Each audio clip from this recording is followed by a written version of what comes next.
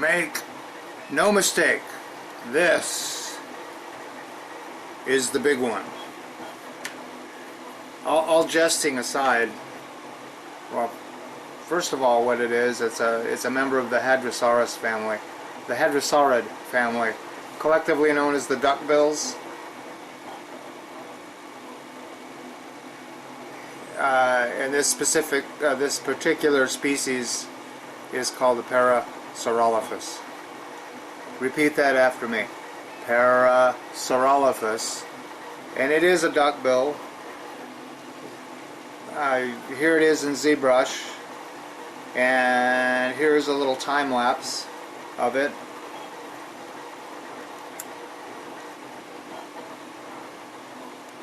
Okay, so just to show you that it's not AI that did this, it's me and my sculpting program called ZBrush by Pixelogic.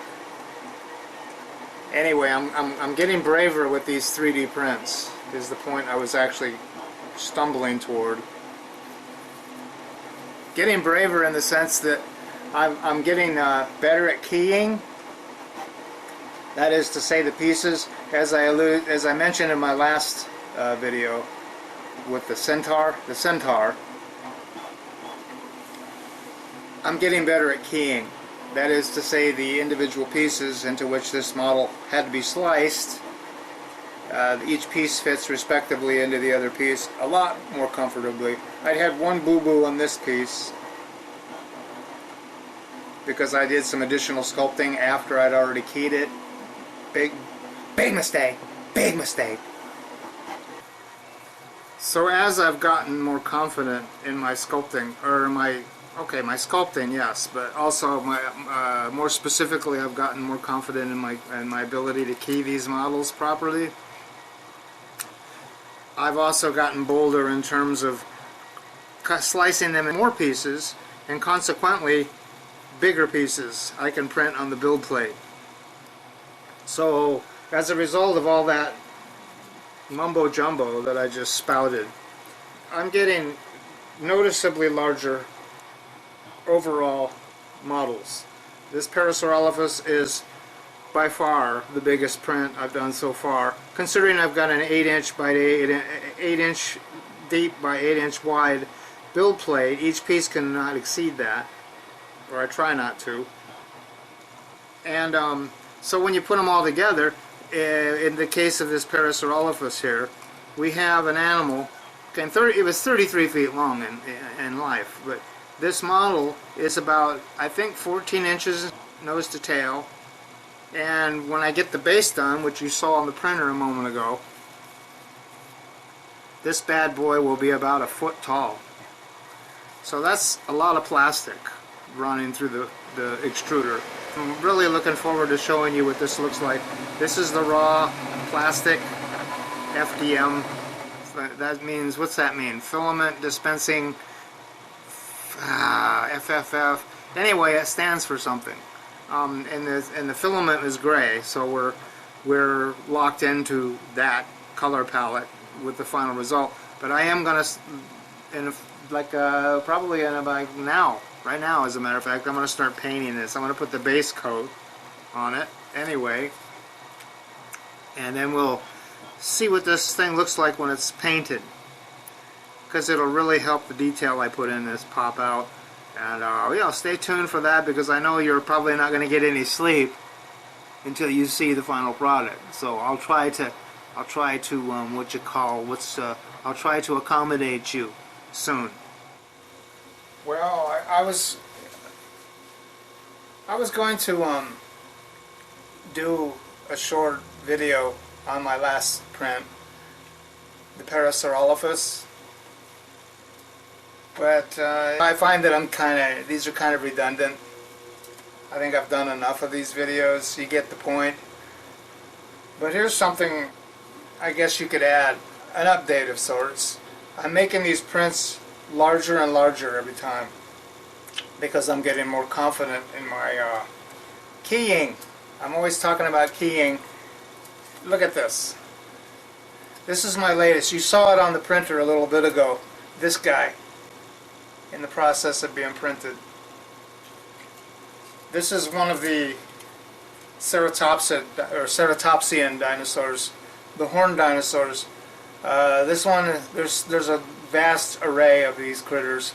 This one was called an Anchiceratops, and you can see, maybe you can't tell in the video here, but certainly when I'm done and I'll compare it to the last one, the Parasaurolophus and others, this thing is huge.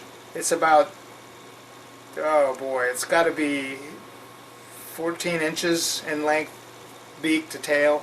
The head you saw there was the first of the two pieces you see here assembled. You can't even see the seam line between the neck and the shoulder blades. Here's what I really wanted to show you. This, fresh off the printer, is the mid-torso piece. There's the keyhole. Here's the dongle on this, and look at this. Boom. Almost seamless, almost perfect.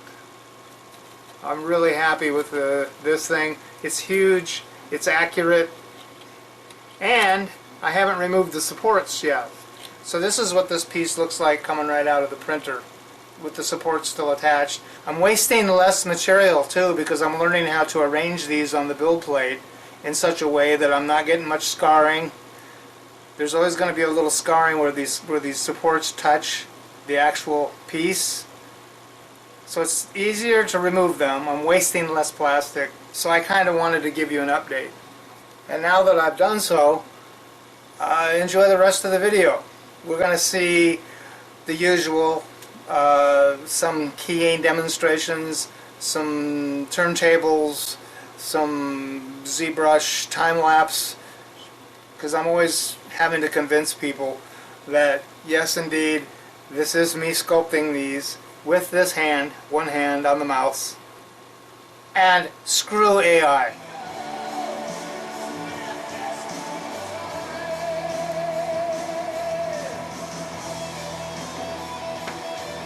The last piece of this most current print.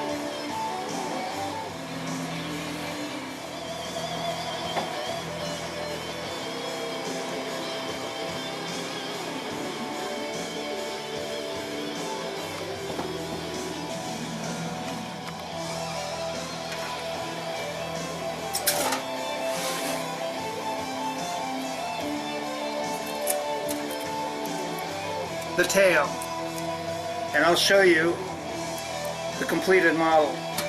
Then all we have to do is paint it. Tail is done.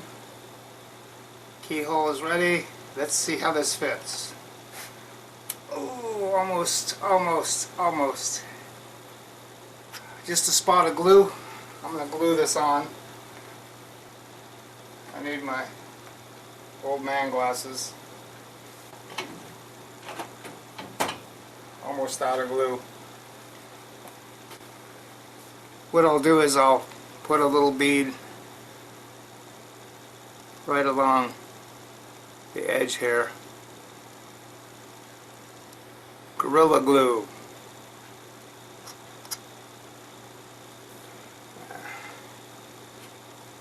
Here it is. The final piece. The base is done. And viola.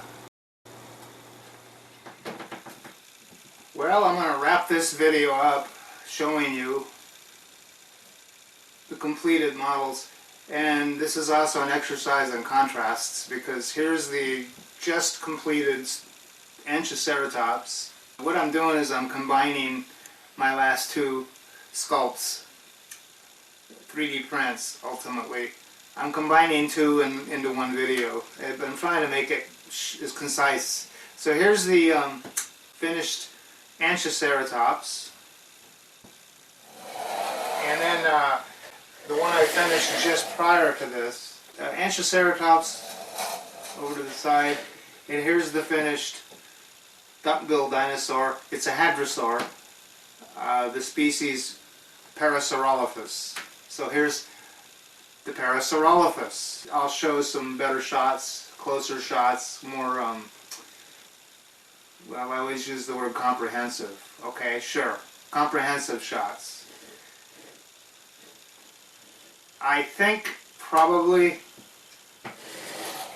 if I had to guess, which I am guessing, it's getting warm enough now where I'm going to start focusing on tennis again. This may be the last reprint of the season. This Anchiceratops may be the last one. I may do one more, but I hope I don't have to. I hope it gets warm fast. Need to lose this Iowa winter weight. Thanks, everybody.